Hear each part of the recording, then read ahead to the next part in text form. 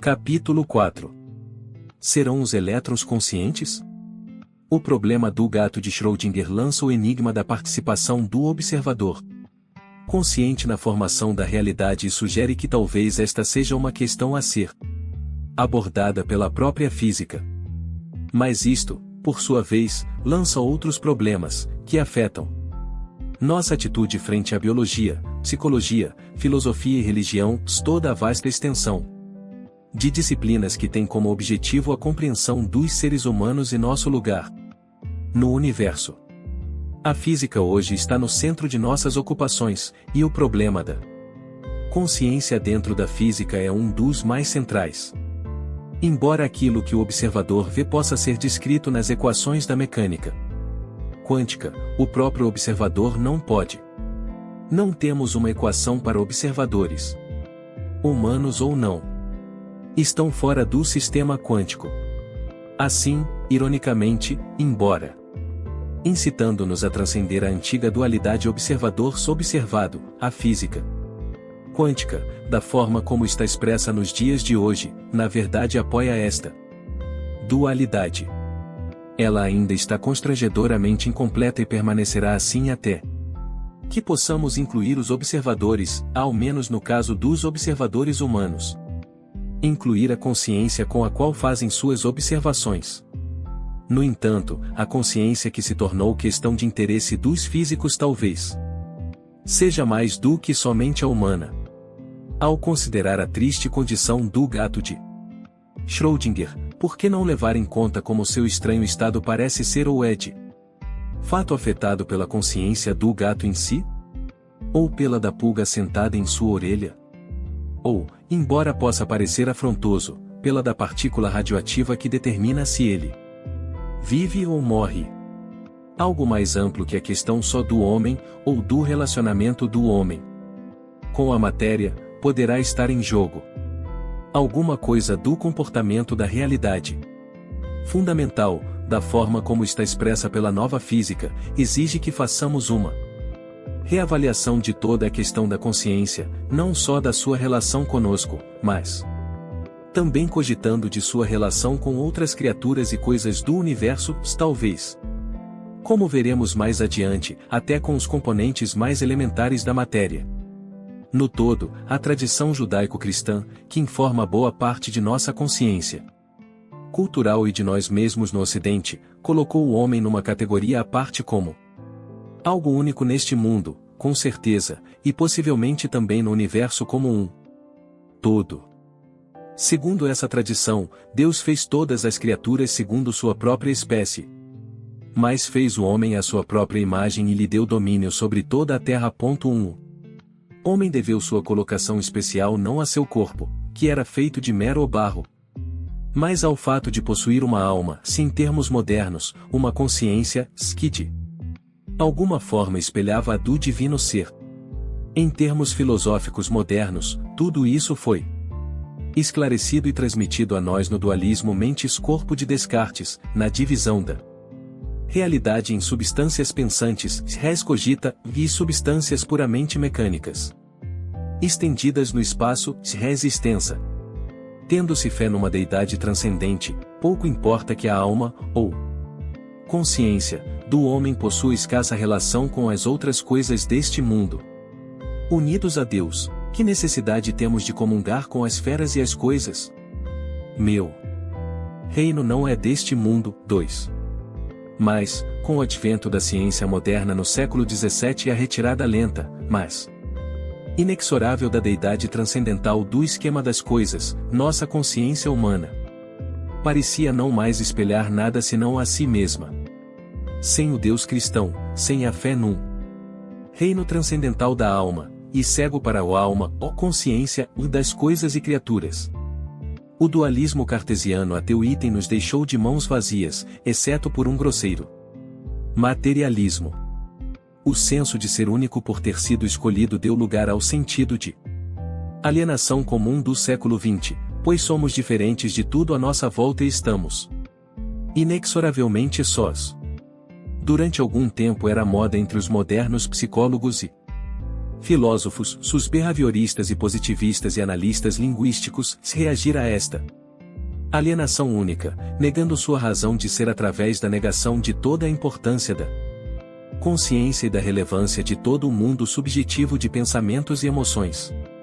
Parece ter chegado o tempo em que a psicologia deve descartar toda a menção à consciência, ela não mais precisa iludir-se e pensar que está tornando os estados mentais um objeto de observação, e a psicologia do behaviorista é um ramo puramente objetivo e experimental das ciências naturais que necessita tão pouca introspecção quanto as ciências da química e da física. 3.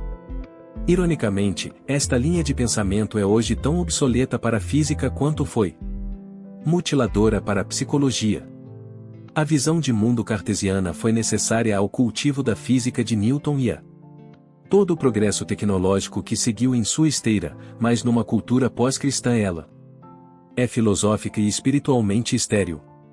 Enquanto a alma do homem moderno clama por algo mais, por algum sentido de companheirismo com algo além de nós mesmos, por uma sensação de estar em casa dentro do universo, nossa razão também exige que compreendamos melhor nossa experiência. A consciência é um fato desta experiência, e uma filosofia ou uma ciência que não consiga explicar a consciência está necessariamente incompleta. Isso tornou-se uma verdade familiar aos físicos, que vêm lutando para compreender os desenvolvimentos de seu próprio campo, mas ainda é necessário que ela se infiltre na visão dos intelectuais em geral. E se tanto o cristianismo como a ciência moderna pré-quântica estiverem errados? E se o homem não for um ser único? E se, afinal de contas, em algum grau partilhamos com outras coisas ou criaturas do universo o fato de sermos conscientes? Fica impossível ignorar tais questões se levarmos em conta o conhecimento da moderna biologia, ou se levarmos a sério as sugestões de filósofos e físicos como Alfred North Whitehead e David Bohm, no sentido de que mesmo as partículas subatômicas talvez possuam propriedades rudimentares de consciência. Antes de explorar nos capítulos seguintes a natureza da consciência humana, sua possível física e as implicações psicológicas e morais daí advindas, seria útil aqui apreciar novamente a questão de qual o lugar dos seres conscientes no esquema geral das coisas. O que mais podemos dizer sobre essa consciência ou à qual estamos sempre nos referindo, e quem mais ou, por mais extraordinário que possa parecer, o que mais a possui? Será que nós, seres humanos, somos realmente diferentes de tudo mais, como vem sustentando a tradição ocidental predominante, ou sob um aspecto importante será nossa consciência um contínuo com outras coisas do universo? E, se for contínua, até que ponto se estende esta continuidade? A cães e gatos? As amebas? As pedras? Ou até elétrons? Já ao começar a pensar desta forma estamos experimentando uma boa mudança de paradigma. Os outros seres vivos, somente os mais extremos defensores do caráter único do homem, negariam a vida consciente dos mamíferos domésticos como gatos e cachorros. Eles evidentemente não estão anestesiados, insensíveis, o critério mais elementar para a determinação de se algo é consciente. Eles se movimentam envolvendo-se em atividades espontâneas e propositadas, têm uma capacidade indubitável de sentir prazer ou dor, aprendem de seu ambiente e adaptam-se a ele e, ao menos até certo ponto, são dotados de livre-arbítrio, se eles são capazes de fazer e de fato fazem escolhas. O senso comum associa todas essas coisas à consciência, no caso dos seres humanos. Se os gatos e cães também desfrutam de uma vida interior como nós, ou se possuem um senso do eu, é algo sem resposta por parte dos defensores de ambas as teses, mas em geral não temos dificuldade para perceber que são também criaturas conscientes.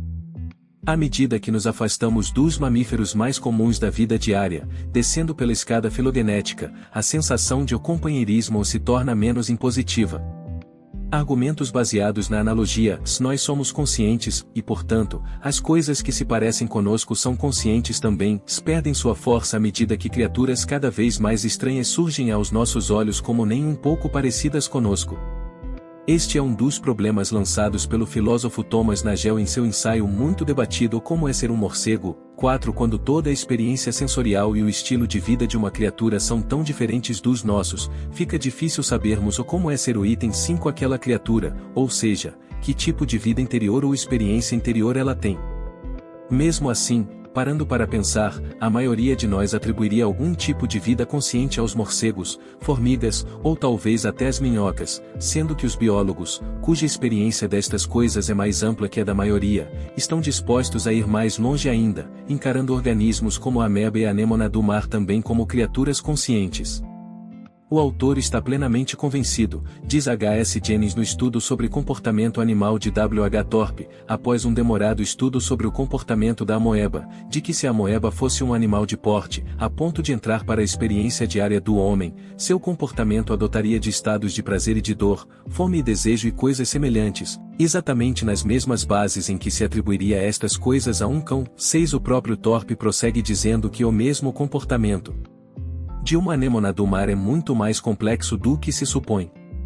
Não só há bastante movimentação espontânea, mas há ainda elaborados padrões de atividade aparentemente propositados. O ponto 7. Todas elas, ressalta Thorpe, ficariam evidentes até para nós se as víssemos num filme em câmera acelerada. Mais provas de que os animais inferiores, que externamente parecem muito diferentes de nós, possuem algum tipo de percepção consciente que opera sob princípios similares aos nossos foram recentemente oferecidas por estudos dos efeitos dos anestésicos cirúrgicos comuns, clorofórmio, alotano etc., sobre o comportamento de caramujos grandes de reservatório. 8. Ao aplicar-se neles os mesmos anestésicos que privam os pacientes humanos de sua percepção consciente, os caramujos perderam seu reflexo de retração frente a estímulos dolorosos. De nossa parte, é provavelmente seguro supor, mesmo com as evidências que temos hoje, que quando falamos de consciência estamos falando de uma propriedade ou de um processo que nós, seres humanos, partilhamos, ao menos em certo grau, com todos os outros membros do reino animal. Esta suposição abrange nossos sentimentos intuitivos em relação a outros animais e aceita a possível validade dos argumentos filosóficos por analogia. Assim, estabelecendo graus de qualidade e complexidade, podemos admitir que, em certo sentido, todos os outros animais têm uma consciência, são capazes de um determinado grau de atividade espontânea e proposital, são sensíveis a estímulos parecidos com prazer e dor e são dotados de alguma capacidade rudimentar de livre-arbítrio. Item no sentido mais primitivo possível. A posse desse conjunto de qualidades também significaria que existe algum tipo de vida interior ou subjetiva nos outros animais. Toda criatura deve ter seu próprio ponto de vista. A aceitação disso pode muito bem afetar nossa postura moral em relação às criaturas diferentes de nós. Panpsiquismo, pleno e limitado. A maior parte das pessoas provavelmente tem pouca dificuldade em aceitar a tese até este ponto, isto é, aceitar ao menos a possibilidade de que todos os membros do reino animal possuem uma vida consciente em algum grau. Alguns de nós talvez precisem ser convencidos de que os caramujos possuem um ponto de vista ou de que as minhocas têm um livre-arbítrio, mas não está completamente fora de nossa capacidade imaginar que outras criaturas talvez partilhem conosco algumas das propriedades que normalmente associamos à percepção consciente. Algumas pessoas, ao menos, estão familiarizadas com a ideia, se não plenamente convencidas, de que outros seres vivos, como as plantas, também podem ser dotados de algum tipo de propriedade sensitiva rudimentar. Mas, se formos mais além, até chegar a uma posição panpsíquica, sugerindo que mesmo os objetos inanimados como pedras ou pedaços de pau, para não falar de elétrons, devem ser incluídos no conjunto de seres conscientes da natureza, estaremos indo muito além do alcance da intuição da maior parte das pessoas, ao menos daquelas influenciadas pela atmosfera intelectual dos últimos 300 anos. Poucos dentre os que estão vivos hoje têm algum sentimento de semelhança com a terra sobre a qual caminham ou a poeira que inalam. E, no entanto, nossa intuição moderna sobre tais coisas está em dissonância com muitas plataformas de nossa história cultural pré-cartesiana e pré-newtoniana. Tem-se alguma espécie de panpsiquismo organizado desde os tempos pré-socráticos. O Uno de Parmênides ou o fluxo divino de Heráclito fazem supor que todas as coisas, conscientes e materiais, derivam fundamentalmente de uma fonte comum. Deus é o dia e a noite, o verão e o inverno, a guerra e a paz, a saciedade e a fome, mas assume várias formas, assim como o fogo quando é misturado com espécies leva um nome segundo o sabor de cada uma delas, e o homem não sabe o quanto aquilo que sofre variação está harmonizado com ele.